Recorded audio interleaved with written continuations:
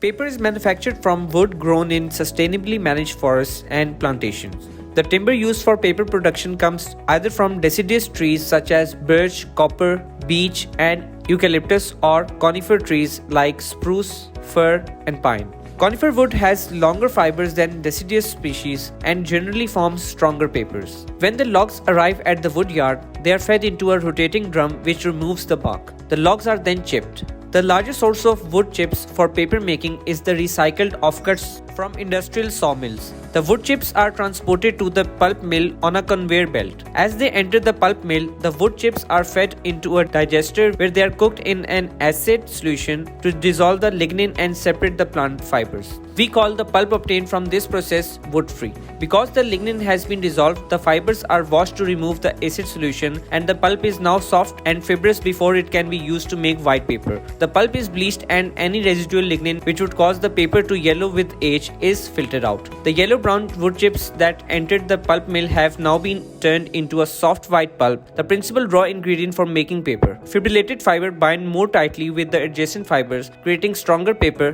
Wood fibers alone would produce rough textured and unevenly dense paper, and fillers such as calcium carbonate and clay are mixed in to make the paper more opaque and give it more controlled density. Dyes, optical brightness and sizes may also be blended into the pulp to improve the appearance of the paper. By far the most important process material is water. About 100 liters of fresh water is needed to make one paper. The pulp solution is now a carefully controlled mix of fiber, fillers and coloring agents suspended in water, ready to enter the paper machine. The paper machine is the heart of the paper mill, a continuously running series of manufacturing process that will convert the pulp solution into a perfect paper grade for each market application. The headbox is located at the beginning of the paper machine. Here, the pulp solution is injected at high pressure directly into the space between the two continuous rotating wires. These carry the pulp into the gap former, which rapidly drains the excess water from the both sides. Do not forget to like and share this video.